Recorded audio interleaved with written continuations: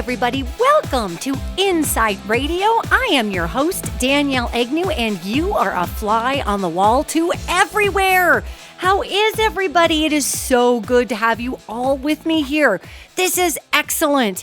And today's podcast was a request by many of you, actually, after, I guess it was the last podcast. Many of you had wanted a podcast about finances, money, how does it work? How do we usher prosperity in? And you know, this is such an interesting thing, gang, because I oftentimes get into conversations with my clients and just friends and, you know, who the heck ever else about what it is we can do to usher in that prosperity energy. And, you know, there are so many schools of thought on this, and I never discourage any of them that are positive because, I mean, let's be real, everybody's got a different way of being, right? Yet what I'm going to share with you today is what has worked for me personally. And I'm not saying that I'm always on top of it. Sometimes I'm better than other times. Sometimes I'm way at the head of the curve, and other times I'm sinking in the pit of, oh my God, there's no money. But generally, honestly, I'm not usually doing B because really, you know, our perception governs the flow of income. So I'm going to start there, okay? So when we talk about money, gang, we have been so trained that money is on the outside of us, that money is something that we get from somebody else for doing something for them. And that certainly is a way to earn money. And the biggest issue here is that money is not a thing. It's an energy, okay? It is literally an energy. I mean, look at the time frame we're living in. If you look at our bank cards, okay, or so many of us, like I'm a PayPal person, and if you've ever booked a reading with me, you go through PayPal, and PayPal sends you a little swipey card so you can use it like a bank account and all of these things. Well, what's fascinating about that to me is that back in the old days, you know, you would sell an orange and somebody would hand you $5 and you would take that $5 and you'd whisk off to someplace else and you would buy an orange with that $5 bill. And of course, we still work on a cash basis here in the world. Yet at the same time, we were so focused on that piece of paper printed up with the dead president on it that we didn't really equivocate the fact that we got the $5 from doing something, from executing some sort of energy into the world. So the first thing that we really, I feel, we really need to deprogram ourselves on in America is recognizing that money is not a thing. It is an energy. Now, I realize that that's so super outside the box for so many people. And I do get that when we're going that outside the box, it can get a little crazy. However, what I would share with you is that we are in this time frame able to harness energies unlike any other time.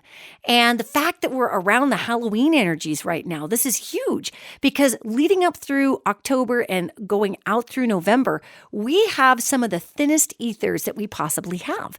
And of course, October 31st being Halloween, woo! October 31st is a fascinating time because our ethers are the thinnest that they are during any other time of the year. And this is a science thing. I mean, we know this because of science. So what I find so fascinating during all of this is that we tend to think of like the spookiest, scariest stuff that can happen in Halloween time, right? Okay, well, that's certainly one way to commune with the ethers. There's nothing wrong with that. The other side of the coin here is that if we kind of take a step further, this is a great time for manifesting. October and November are fantastic manifestation times. And so, yeah, we can focus on the spooky. We can focus on the things that go bump in the night, which in my next podcast, I absolutely am going to do that for the Halloween podcast because, come on, it's Halloween. I know I talk to angels, but there's all kinds of other things besides angels in the ether sphere. Anyway, though, back to money. So during this October-November timeframe, it's a fantastic time to go ahead and manifest. So what does that mean? How do we use manifestation? How does money become energy? I get that this all seems like a bucket of weird Mary Poppins boo-hoo. okay? But it's not. And this is why there are certain people out there like the Richard Bransons, like the Tony Robbins, who can easily earn a gazillion, gamillion dollars and didn't start with a gazillion million dollars. Neither one of those people did. Yet they ramped up the energies to be so inclusive that pretty soon the energy followed with that prosperity, okay? So here's the thing. Money is an energy. It is an intention. It is a non-physical thing. And we now see that with our credit cards, our PayPal numbers, everything else. We buy and sell so avaricously by never even touching one piece of cash. We get paid in a check. We take the check to the bank. We deposit that in the bank. I mean, these are never actually anything but abstract numbers. This is an agreed upon system of energy that we all trade upon, okay?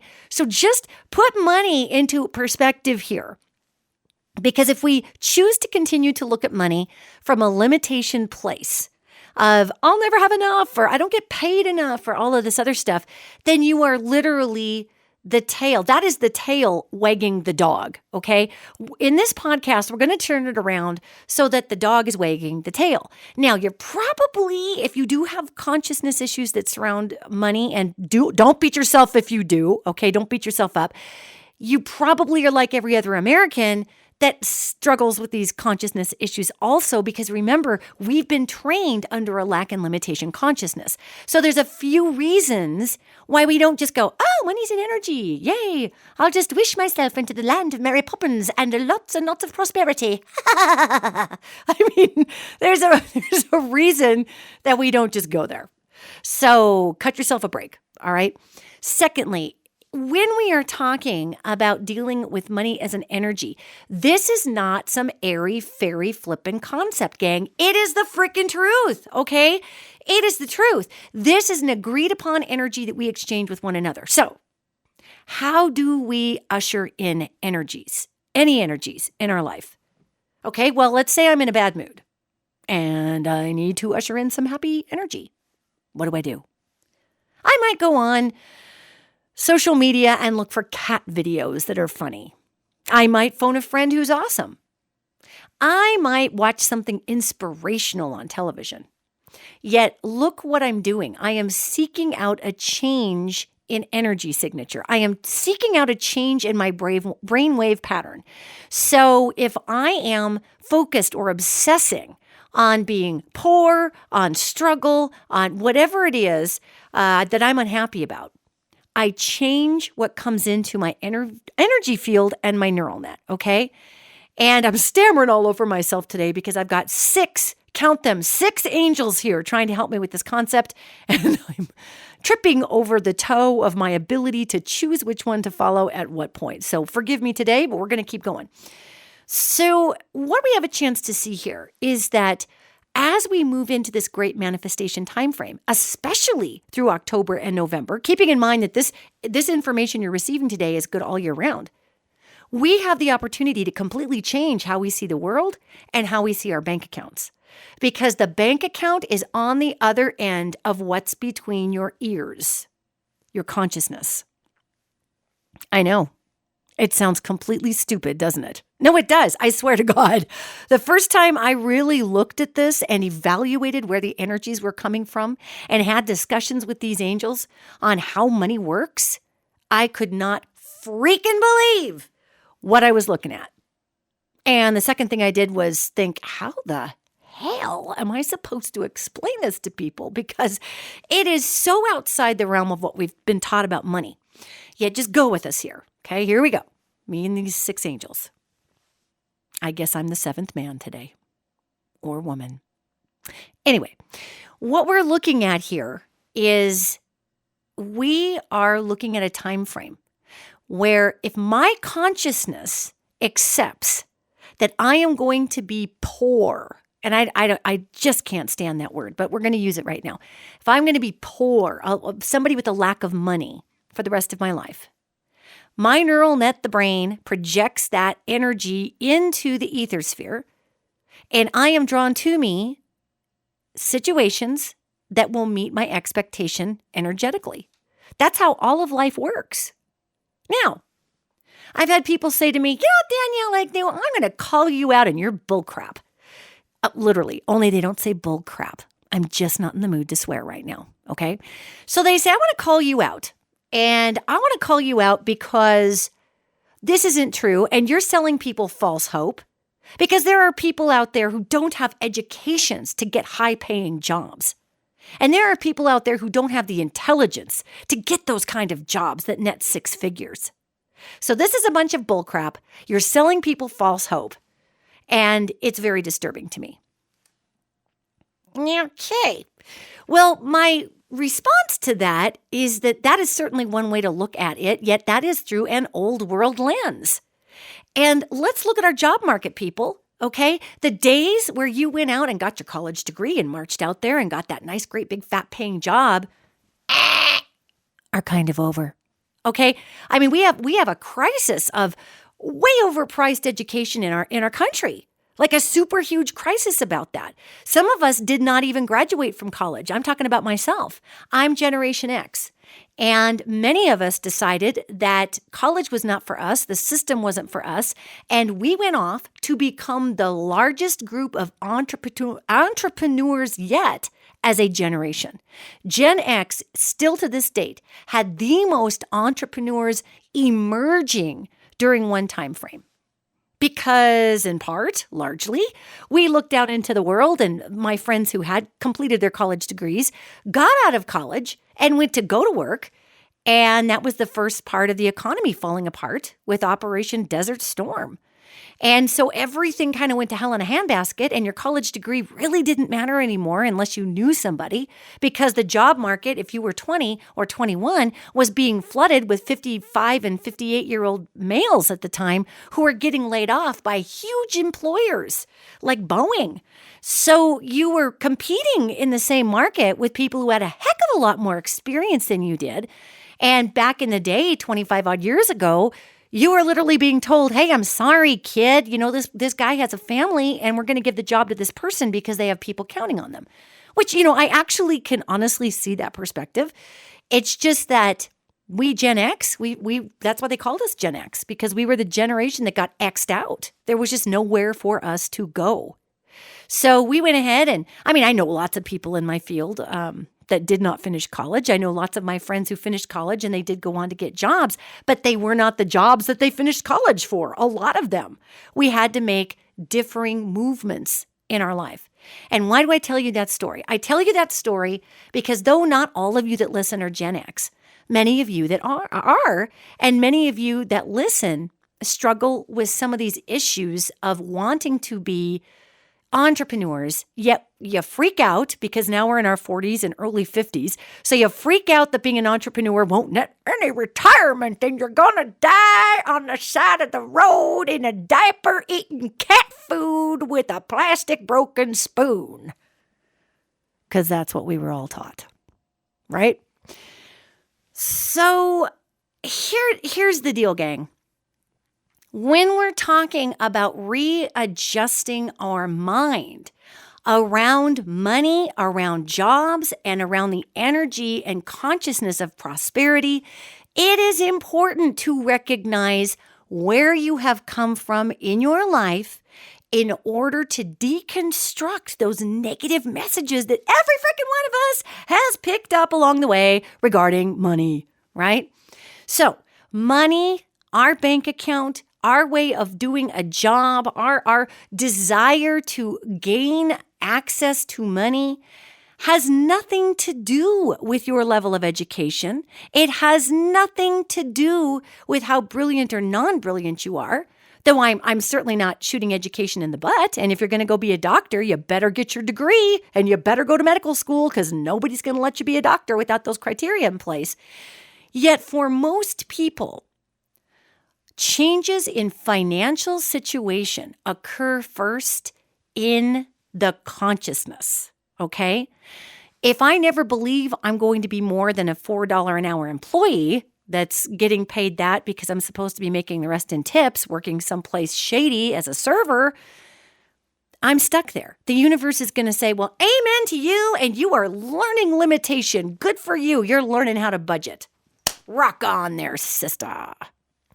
Yet, if I am someone who has been modeled, say by my millionaire parents, that you go big or you go home, you risk big, sometimes you lose big, but that's okay because you get back in the saddle and here's an extra $3 million to throw at the wall again. You go, man. My desperation to hold on to every nickel is going to be very different. So when we're looking at prosperity consciousness, it's very important that we recognize and, quite frankly, accept that desperation around money is the intention killer. Whenever we get desperate, we disconnect from the flow of energy in the universe. And we start to be on the hamster wheel on the inner self, the self-obsession of, oh my God, I'm never going to get over myself and I'm never going to be able to pay my bills and I have to take whatever I can get. And we do not make room for that which is trying to make its way to us. Now listen, gang, this is kind of a frustrating deal here, I understand. Yet universe is not going to force us to have faith in a system that is here to not just support us, not just get us by, not just come diving in at the 11th and a half hour, but universe is here to back us up wildly beyond our ability to comprehend the provision that is there for us. Okay?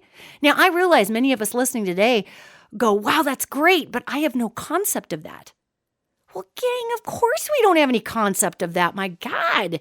We're not going to have any concept of that because we've been raised in the old world that wants to keep everybody down, keep limitation consciousness rolling in order to control people, keep them afraid, keep them underpaid, keep them buying crap that we don't need. Really, think about this. How many times have you said to yourself, now, because we're talking about money as an energy. So the first part of this podcast is about how to deprogram us from our automatic default thought pattern of, well, there's never enough. I'll never make any more. I'm stuck. We're not stuck, people. Hey, I've had people get violently angry with me. Like that red in the face Robert De Niro angry, where the vein pops out in that person's forehead and they're spitting when they scream at you. And you're watching capillaries burst in their eyeballs. Yeah, I've had that happen on more than one occasion.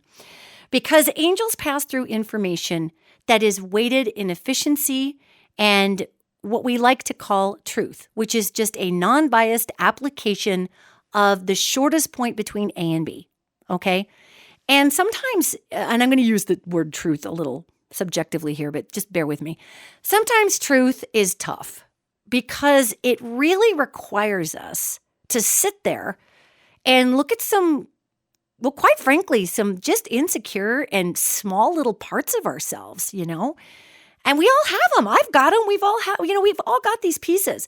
So we sit down with these pieces and we think to ourselves, how do I get around the brainwashing? The desperation is the same thing as being prudent. Think about that. It's one thing to be of a mind that you are not going to, quote, waste money. It's another thing to be so freaked out that you'll never have it, that you never move past where you're at in an attempt to allow it in. So the biggest thing, okay, that is not a great word, thing.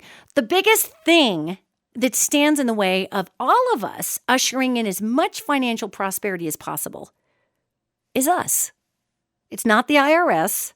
It's not your boss. It's not your job. It's not your degree or lack of a degree. God, I don't have a degree.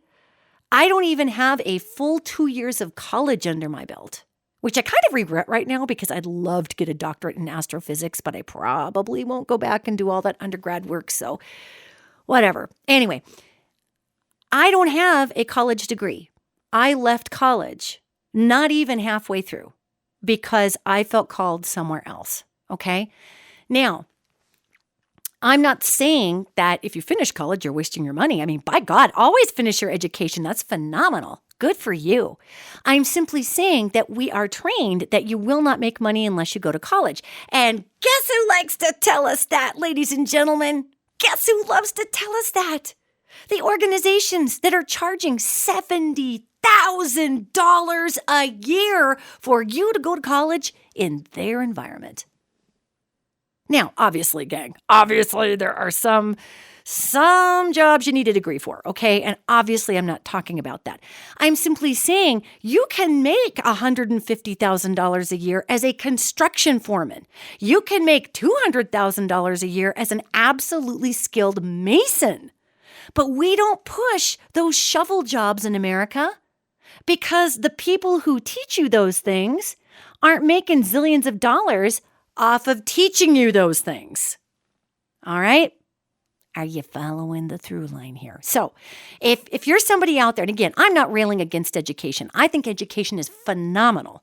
And like I said, there's a part of me that wished I would have finished those degrees, or just the one degree, God, to go on and just have glamour degrees in other fun areas that I like to study, quite frankly.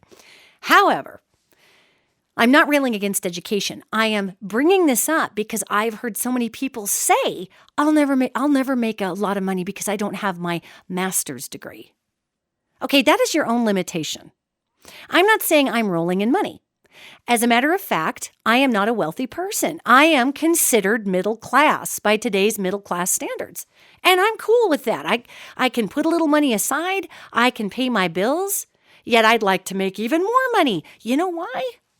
Because, for instance, now this has to do with how we allow our consciousness to shift. Okay, so how do we get ourselves out of that space of I'll never get past where I am because I don't have blah, blah, blah. First of all, know that the old world programmed you to believe you can't do jack poop. Okay? And they did that so that you would stay down, at heel, and you would stay in like a good little widget. We have well-meaning friends and family that go back for generations who lived through tough times like the Depression. So they pass to us a fear consciousness and a limitation consciousness based upon the honest-to-God experiences they had. So part of getting into the new consciousness of money is forgive the past. Forgive the messages you were given. People generally pass on financial wisdom in their mindset from really bad things that happened to them. So they're probably trying to help you out. Maybe they could have had a better job in the old world had they had a degree. But that's not the world anymore. So we kind of don't have to worry about that part. The biggest issue when we're trying to change our consciousness around money is understanding that it is attached to our expectation. And it's also attached to our willingness to apply our gifts into the world. Okay? So I want to make a real big distinction here. You can't just sit there and think of yourself as a great big millionaire and just wish in a bunch of money because you deserve it, God dang it. I mean, hey, if you can do that, please put it on YouTube because the rest of us need to know how. Yet you would be bucking spiritual physics if you are able to do that. Because prosperity comes from gratitude. Prosperity follows purpose. Prosperity comes in when we give of the self in some way. It is a figure 8 of energy. Are you seeing what they're laying down here? I can't just sit there and say, I deserve money. Send me money. I mean, that's the big complaint that so many people have of crowdfunding. There are a lot of angry, jealous people out there who are steeped in limitation consciousness, who will receive a crowdfunding solicit from a friend who's maybe putting together a project or they're trying to pay a medical bill or whatnot. And I'll see it on social media. I mean, there are actually, and I'm actually going to say this, there are actually, in my opinion, compassionless people out there who will take a post from somebody whose son is dying of cancer and they can't afford to pay the bill and circulate it on Facebook and say, can you believe that my uncle's brother's dad is actually asking for money for their grandson? I mean, who can't take care of themselves in today's world? This is embarrassing. Wow. Do you know what that tells me about that person? It tells me that that person is so angry on the inside because they felt like they could never ask for help. So by God, they're going to just pee in the Cheerios of everybody else who's trying to put it out there. But here's the thing about crowdfunding. A lot of times crowdfunding is to fund something like, hey, if you put money into my project, I will make a documentary on blah, blah, blah. It's also become a fulcrum of, hey, I can't pay my cancer bills, so can you help us out? Yet guess what? We are going through the action of curing cancer. There is an action that's attached to the prosperity, okay? So kind of phase 2 of this whole thing is not only do we have to kind of get over our own mentality that, we've been taught limitation, limitation, limitation, and we've been taught that there's only this select few people that go through the keyhole of success. Well, that's just bullcrap right there. What the deal is there are certain people that are not easily discouraged.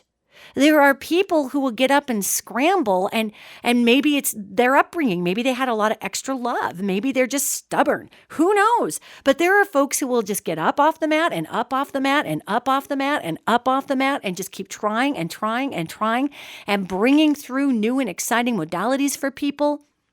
And that prosperity will find them. So here is kind of a caveat on that because we're talking about energies, right? So there is a bit of a wraparound on all this. And that wraparound is in the area of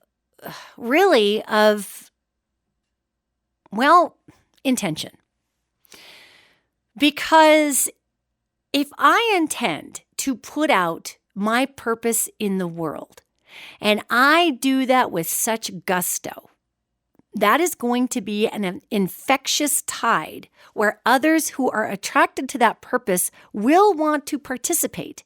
And as I receive the prosperity, because my purpose is placed out there fully, unabashedly, and without shame, and without fear and without desperation. Because if I put my purpose out there, but I have one toe in the water of, oh my God, this really better work because if not, I'm going to go to debtor's prison. This is my last shot. Oh, holy hell! That's not really gonna, yeah.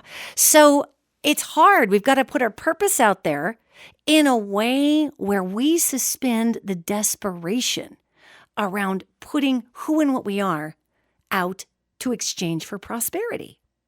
And I get that that's a process. And you may have a couple of pass-throughs with that. If you're in a job right now that you can't stand and you want to change that job, say you want to start a new job.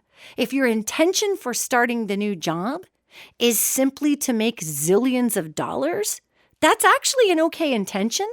Yet you can't be attached to the desperation and to making zillions of dollars at the same time. Because the desperation, just like a clay pigeon flying through the sky, is going to blow that sucker out of the air before that prosperity even gets above 10 feet off the ground. Desperation is a weight. Okay, this is why it's so hard for many of us to get out in front of our prosperity issues because we're working from a place of defensive posture financially. We have so many people. Did you know that the average American salary is $44,000 a year? And I think the average congressional salary is something ridiculous, like $730,000 a year. And our Congress, based upon a financial demographic, gender and race only represents about 6% of America, but they run the whole country. I mean, it's crazy when we see the imbalance here. So obviously we have a system being pushed down to us saying, hey, you are born into limitation, you're going to die in limitation, and you're never going to get past anything. Well, maybe in certain parts of the world, but even then, these principles still apply. So if you're somebody trying to turn around and understand that money is an energy, because it is, the first thing we do is work on ourselves one incremental bit at a time on our belief that nothing in our life can change financially. Because I will tell you this right now, you can stop this podcast right now. If you honestly do not believe that anything in your life can ever change, darling, stop this podcast and go out for a walk, okay? Don't waste the rest of your time listening because I'd hate to do that to you. The bottom line is our life is whatever we want it to be. And yes, certain people get dealt some lessons and some crappy cards right out the gate that make it more challenging to pull that consciousness into place. But Tony Robbins is a great example of this. This is a guy who makes multiple millions of dollars. I mean, hundreds of millions of dollars a year. And he runs a foundation and has a nonprofit and gives a lot of that away. Yet this is a person who grew up having no food and having turkey dinners brought over by strangers and dropped off on the front stoop because their family had nothing, So the argument that I came from nothing and I'll never have anything, that is somewhat, don't get mad. That is somewhat of a choice to believe that. Actually, it is a choice because it's just not true. So we have the internet now too, gang, where we can put our greatest intentions out there. We can go through a third-party pay system like PayPal. We can offer a service. We can offer the best of what we have and shout out about it and let people know we're there and continue to push the purposefulness of what we are. And yes, sometimes we put stuff out there and people don't bite on it right away. So what do?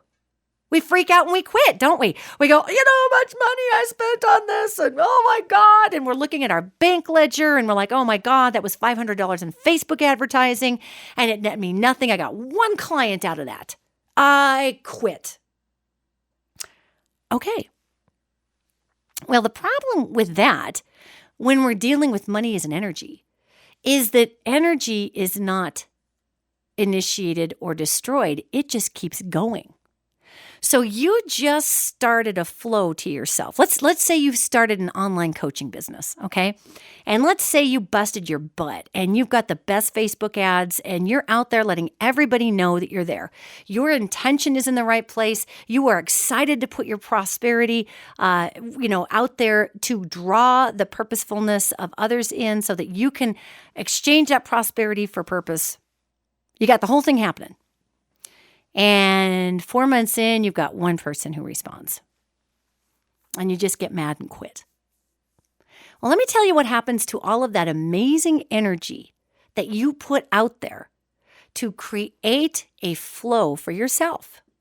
You just turned off the return signal.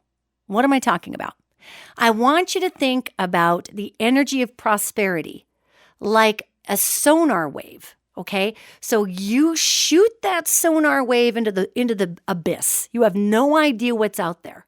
And you are waiting for that sonar wave to hit a flat surface and come back at you. So you can see how far away from success you are. All right, so you put all this time and effort out, 4 months of it, boom, it goes way out there and nothing comes back. So you turn around and you leave. Well, you might have left 5 minutes before the return sonar wave that was headed right for your head was going. You could have moved 5 feet off and missed that return because you moved. Now, I understand. Sometimes we start projects and they don't go the way that we want them to. And it's also important to understand that the universe is trying to bring us prosperity, yet the universe also needs certain things from us. So say I go into selling some pyramid marketing sales thing, and I have nothing against those. People make a great living on them. Rock on, okay? And I go into that because I am desperate to pay my bills, and this is my get-rich-quick thing that I'm going to do. Well, the desperation that got me into it in the first place is probably going to cause some issues for me because as I'm trying to sell this stuff to people, all people are feeling is the energy of pushy, desperate, oh my God, I'm going to lose my house. Okay? And we don't like to think about that stuff. So, and I hear a lot of frustration with people when I give these talks, and they say to me, well, how the hell am I not supposed to feel desperate? I mean, I am going to lose my house. This is where the command of the spirit and the mind come in, gang. It doesn't mean you can't be sad or scared. Yet when we are dealing with the energy of prosperity, if we weave it into desperation, then that desperation is going to come out all over the place through our actions. It's really interesting. I've watched this happen numerous times. The times when I'm not even thinking about money, I have the most money coming in. The times when I'm like, wow, it's been kind of a weird month and, there's been lots of world tragedies and I've been traveling and doing a lot of media and doing other things and I should probably get back to work here. If I have those types of feelings, man, my readings drop off like mad because I'm choking up worrying about not my purpose, but I'm worrying about how I'm going to pay that Verizon bill. Okay. So we all go through this. So beating yourself up about it there's no point in that. The issue here is understanding that money is an energy. So if you've started that business and you sent that sonar wave into the abyss and nothing has come back yet, and this has been going on for a long time, and you can feel it's just a cool connection, take a few steps back and really evaluate, is this what the universe would have me do to apply my purpose? Or is this just kind of a cool idea that I think rocks and it makes me feel cool? And that's okay too. It's not that you can't excel doing something you think is cool. It's that when we are on our exact purpose, things explode. So I know a lot of healers out there who are phenomenal healers, and they get so disappointed because they just can't, they claim, I can't figure out Facebook, or I can't figure out Instagram, or I can't figure out how to make enough money to put an ad out about where I am. Gang, advertising, though, please be discerning when going into it. You don't need to go broke with it. Yet advertising is a radar wave. It is a burst of putting yourself out there. And I surely don't spend a ton of money on Facebook ads or whatever. Occasionally I'll boost a post, yet I boost those posts because I am genuinely excited about what I'm doing. So the energy that's going into the boost is such an excitement and a pride in what I'm bringing to the earth. It's not, oh my God, I better boost this post so I get a bunch of people to come. I mean, yeah, of course I want people to come to whatever I'm doing. Yet that's not the intention behind it. So money is an energy. It matches our expectation of what we're going to get back. And it also it's going to be maximized if it is sent forward in complete joy and happiness and fearlessness. And this is why it's so hard for many of us to get on top of our financial issues. Because in order to do that, we have to get to a place where we are not afraid. And it's okay to be afraid once in a while, but geez, spend your few days in that space and shake it off and get back to that place of money as an energy. And so as you go forward, so say you've got a coaching business and you're like, you know what? I went down the bullet points and I spent a ton of money on my marketing and I got the website and nothing's happening. Just a couple things I'd ask you. Have you lost your joy in what you're bringing to the world? Has this lack of clientele caused you to question what your gifts are? How much weight have you put into the idea of money being the litmus test for your value? So as you can see, all of this is connected. And here are some productive ways to get around the dead stops that we tend to have with money. First of all, understand that it's just a flow. So if you want the faucet to flow all the time, you've got to leave it on, which means that you've got to have that constant excitement about, we're going to flux a little, gang. We are human. Yet overall, we've got to have that constant excitement about what we're doing in the world. We've at least got to love it a little bit, okay? We've got to get excited about the effort and energy we put into the world because it is that energy that draws other people in. And for those that are not entrepreneurial, for those that just really love going to work and you've got your 401k and you've got a great retirement plan, rock on. And if you have one of those jobs, holy moly, I'm glad for you. And you hang on to that bad boy because those are going to go extinct just like the dinosaurs. So if you've got those, you want to hang on to those beauties. Yet if you've got one of those jobs and you feel like the money is not enough because your purpose is not being enacted, but you don't want to change out of that job because you're afraid that you won't make any money, start enacting your purpose on the side. Volunteer someplace. Because as people who work in that like field see your brilliance in an area in which you are deeply passionate, then again, prosperity follows purpose. You'll probably have somebody come forward and say, hey, we're looking for somebody who can do that. Would you ever think about an occupation shift? And then I've seen great people who have been met with that energy of prosperity once they put their primary energy into the world. I have seen incredible people freeze in that moment and go, oh, but wait, that's $5,000 a year less than I make now. And my benefit breakdown isn't quite as good. So Well, my heart is just so full and I come home crying with purpose every day with this volunteer job, but $5,000, I don't know. I don't know if I can do that. Okay, let's put this into perspective. I understand we all have our bills. However, what I would tell you is that, again, what did we talk about at the top of the podcast? If you make room for that which is intended for you, universe will fill it up. You think the universe is here to go, oh God, sorry that you're actually enacting your true purpose. Now you're going to lose your house. Because that's just what happens when you work for Mother, Father, God. We take everything like the IRS. No, that's just what we're afraid is going to happen, okay? So I have seen people throw away a career opportunity of a freaking soul time. And I'm not even going to say lifetime. I'm going to say a soul time over $5,000. Okay. Now let's look at this. $5,000. Okay. That's a year. We divide that by 12 months. That's $416 a month and some change. That those people are throwing their life, their dreams, their purpose, this amazing doorway that's opening up to take them into a completely different place for them to be. They're throwing that away for $416 a month. Now, if you could basically buy the job that would make you feel like your presence on the planet had a decided difference for $416 a month, would you do it? Or would you say, well, hell no, I need that $416.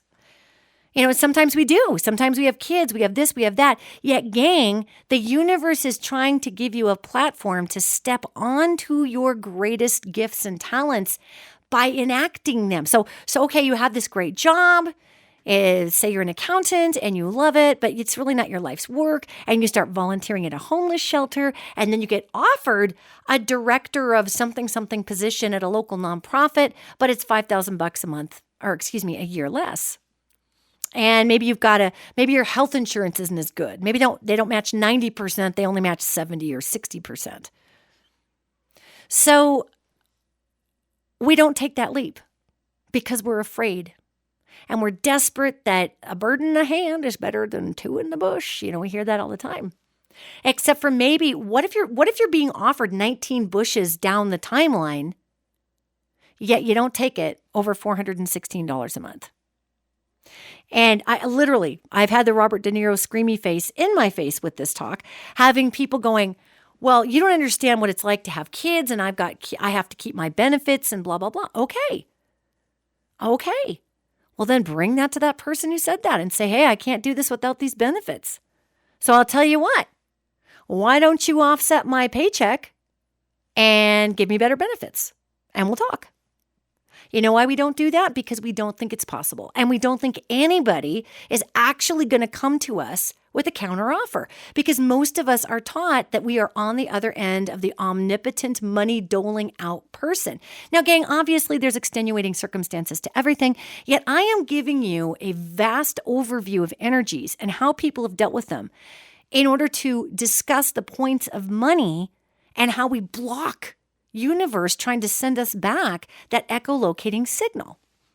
Another thing I've read a lot of is people who follow, I'm not a financial guru, oh my God, but there are people who claim to be financial gurus. And I've read a lot of very disenfranchised reviews of these people, and folks will say, I bought this course for $20,000 and I was sure I'd be a millionaire, but I'm not, and it's this person's fault. Now, are there scams out there? Oh, hell yes. Oh my God. Yet whenever I see a comment like that, I have to take a few steps back and I have to say to myself, if you were expecting a silver secret bullet to come out of nowhere and ping you in the butt with magic money mojo, then you're never going to find that. Ever. Eva with an H. okay? Because the magic money bullet exists within us. The magic money bullet is our willingness to understand that money is not a thing, it's an energy. The magic money bullet is to understand that all energies have tides. They flux. They are not all one electrical current going at the same rate. Not even the electricity in your wall runs exactly at the same flux of density all the time. It varies wildly, which is why if you work in an IT-driven environment, they have power saturators that make sure that the power that goes to the computer stays exactly identical. Even our power company cannot supply us with perfect power all the time that's at the same pressure. So neither does our money work that way, gang. Money fluxes. It's a tide. You might get a windfall coming in, and then it just chills. And what do we do on the chill part? We freak out. Oh my God, what am I doing wrong? I'm not pushing hard enough. Oh no, I've lost my flow. No, you haven't. It's the tide. Money is not meant to just be a fire hose. It is an energy that requires participation. What are you doing with the money that you have? Are you spending it on groceries? Are you spending it on rent? Are you spending it on loved ones? Are you putting gas in your car? Good. You should be. That's how we take that flow and we recycle it back. If all you do is hoard, that's when that flow begins to slow down. We have always got to be making that figure 8. We just do. That figure 8 is super important in keeping our prosperity lucrative and in moving forward. So obviously, we save, we put aside, there's a healthy flow, there's a healthy tide to earning and saving and putting things aside. And it's funny. I know a lot of people who have money market accounts and different stock market accounts. And again, please understand, I am no financial genius, okay? Yet I look at the energies of the flow of money. And what I see with the stock market is it is completely on the other end of what we think is cool. We're trying to anticipate the market and not absolutely not understanding that the market is trying to anticipate our spending habits and our faith in money. So we're waiting on it and it's waiting on us, and it's hilarious. So we can literally determine the market by buying things that we believe in. You want to see green energy stock go up? Go buy a bunch of it and encourage your friends to. That green energy stock will shoot through the roof. Do you know the only reason why Exxon stock is worth so much money? Because we believe that oil is worth a lot of money. That's it. And then they can go back and say, well, see, we make 5 million, gillion, trillion, chameleon dollars a day, so your stock is worth more money. Well, it's because we believe money is in oil. We believe that oil has value. It's all an energy of intention, gang. And so we can literally create value around anything that we are passionate about and anything that we feel is our purpose. And it takes practice to get out of that regimen of fear and that regimen of, oh my God, I'm never going to get past where I'm at. And I'm sorry, folks above the age of 40, but as we get older, come on, let's be honest, okay? We are running out of energy like we used to have when we were 20 and 30. So all of a sudden we're like, oh my God, I'm 45 and I don't have the Energizer Bunny effort that I used to go ahead and get every startup going. So it's okay if you've got a job that you may not be super crazy about. Yet when you start thinking, oh my God, I'm here, I hate it, I'll never get out, I've been doing this for 25 years and now I'm just there, I've just got to get to retirement and blah.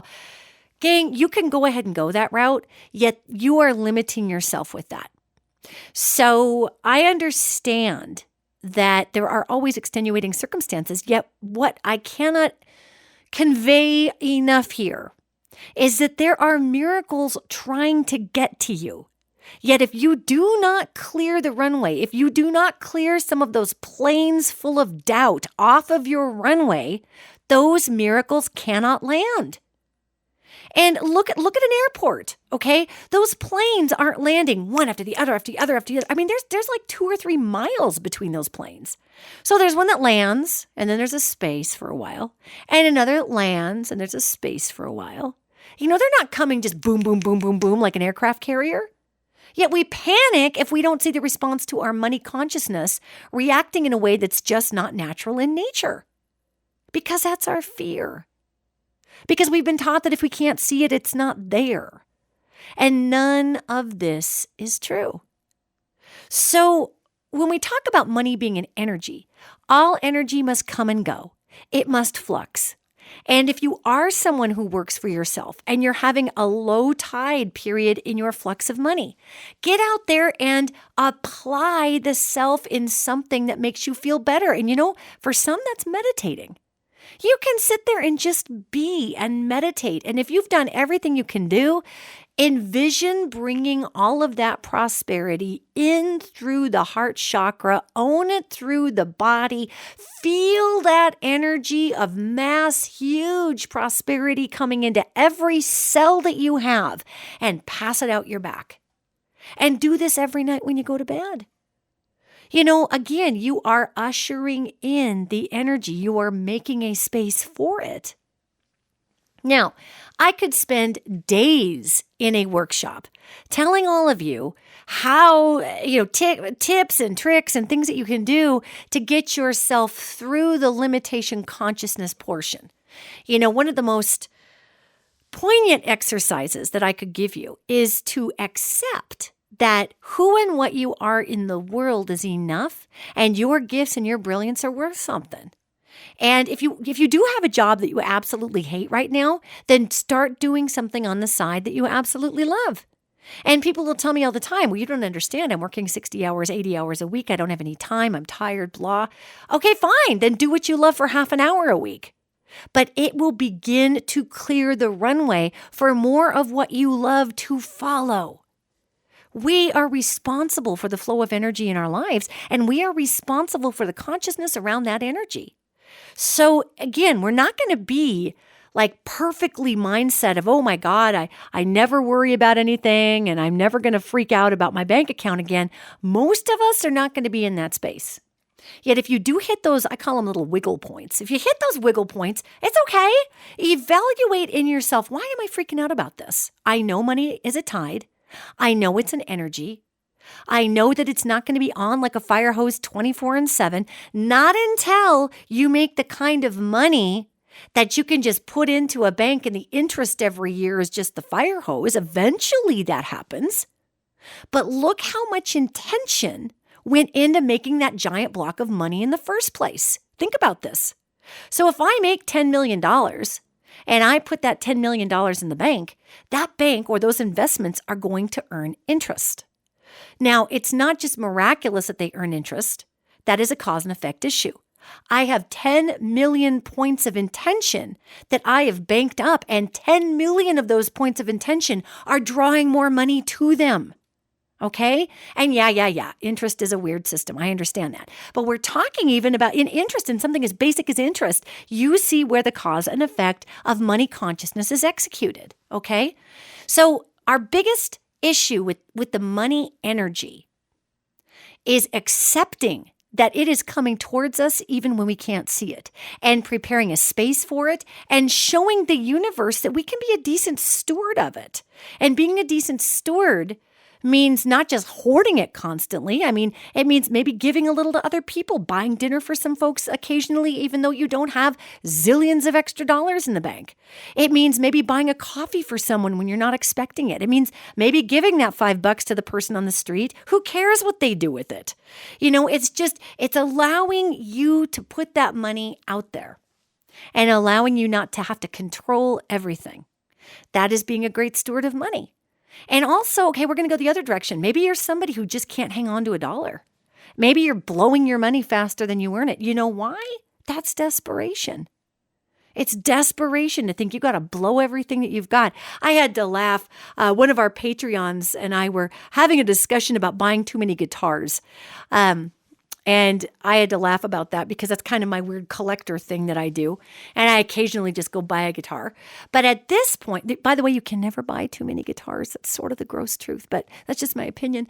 However, I got to watch my tendency to just go blow a bunch of money on something like that because it gives me so much joy and purpose. Yet, if I am in balance with my purchases, and I do invest in a guitar, then I try to do something magnificent with the guitar. Let's give back with that guitar. Let's go play some live gigs. Let's make a great album. Let's do something where I invested in that so it can give back to everybody else. Because that is the flow of energy. That is how we work energy. And that is how energy works with us. So if you're somebody who gets every dollar you have, and it's interesting, I know someone, and I've known lots of people over my life who claim to have no money. And really, they probably don't. We're talking fixed income or paycheck to paycheck or whatever. And that person who has no money will take $100 of their no money and go blow it on 60 things from Goodwill. And then in a month and a half, they'll take 55 of those things and give them back to Montana Rescue Mission because they don't really like them. But it was like this weird exercise of I can hoard and get 60 things for $100 because that's our consumerism mentality, right? Buy. Buy it now while it's on sale in bulk. Oh, God, go get 1 million sweaters for 5 cents. Black Friday, break each other's thumbs over a purchase at the Estee Lauder counter. Go! I mean, this is nuts. So if you're somebody who finds yourself getting into a pattern where you obsessively buy stuff you don't need, not only are you probably trying to raise your serotonin level in your brain and give yourself a little bit of a break on that one because many of us are trying to fight depression with whatever means we can right now, yet note that desperation to have that one thing right in that one moment, the desperation energy is desperation. And that's not really demonstrating to the universe that you as a vessel, you as a lake bed, you as a cup on the table can responsibly hold water. You're showing that you got a leak someplace. So again, you can't hoard it. You can't overspend it. There's got to just be this go-to and flow. And I've had people say to me, well, Danielle, I can barely make rent. Like by the time I get done paying my expenses, I've got $15. I've had people tell me this, and it's true. How do I spend that on somebody else? They say with this weird defiant hiss of fear. And I would tell you, $2 of that towards a coffee from somebody else isn't going to kill you. And it floods open that way of movement. I know a woman here in Bozeman. She's a dear, just a miracle worker in terms of energy. And she does not make much money. Yet whatever she has, she's willing to give. And miraculously, the community rallies around her and gives to her as well because she understands the flow of prosperity. And it doesn't always have to be money. We can give of our time. You can volunteer, just like I talked about earlier. You can give love. There's many things you can give. If it's related to the purpose, if it's related to prosperity, that's going to come back around for you. Okay? So there's a lot in this, and I kind of hit a few big bullet points here on the energy of money and why we tend to go downhill with it. And to attract more of it, bottom line, A, you got to believe you can. B, you've got to be willing to apply your purpose in the world fearlessly. C, when you're hit with financial setbacks, you can't quit. Okay. D, if it's a lot of financial setbacks, step back and evaluate, okay, is this really my purpose or do I just think this makes me feel cool? E, are you having the money come in at the same time you're putting it out? F, are you a decent steward of money? Are you overspending like a mad thing because you're desperate you'll never have 9 sweaters, like we all do at Black Friday? Or are you hoarding because you're so desperate that you won't have it for retirement? Moderation, temperance, flow, figure 8, echolocating with the radar, the sonar of money. Give the universe a chance to actually be able to land the plane of miracles. Give it a chance. Don't throw away your next cool path on a $416 leap a month. You'll make the money up. If that miraculous job is being offered to you, universe is going to make sure you get that $5,000 somehow. Maybe all of a sudden miraculously you make more on your taxes. When we think we're going to have a shortfall, the universe always fills it in. As long as we hold faith that we are in union with the Divine Mother, Father, God, that is the provider through our actions. We got to participate with our life, gang. People say money comes from God. People say money comes from my job. Money comes with your willingness to participate with it, play with it, give it away, grow it, make it into a tool, make it into whatever you want to, but to understand that it is simply a physical, trackable action that we can attach to intention. So there you go. I know, it's a lot. Gang, this has been super fun. And I put on financial workshops. So not that I'm trying to sell you a workshop right now. I'm not, because I don't have any planned. I'm just simply saying these in an hour, these are like the bullet points of all of this stuff.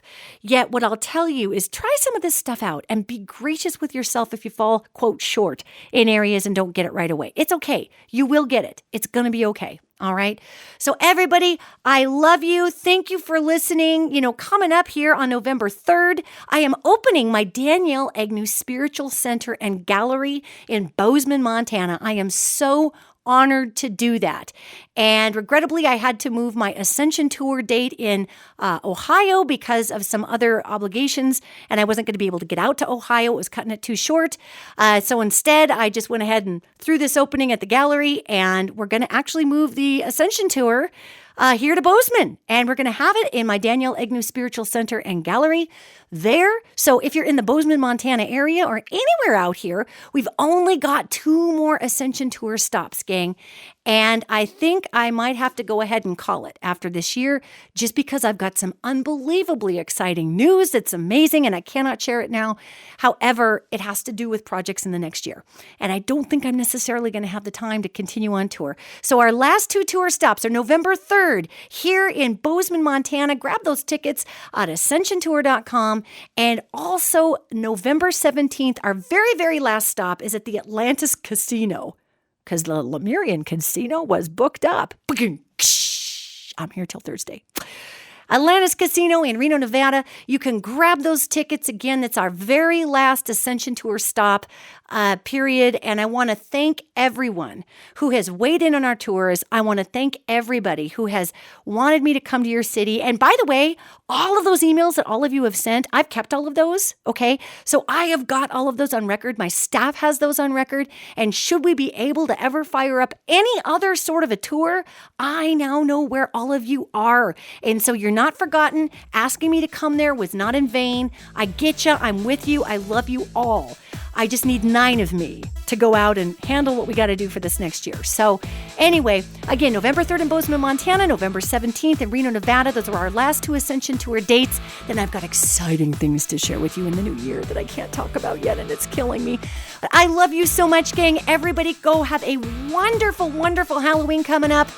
Have a great week.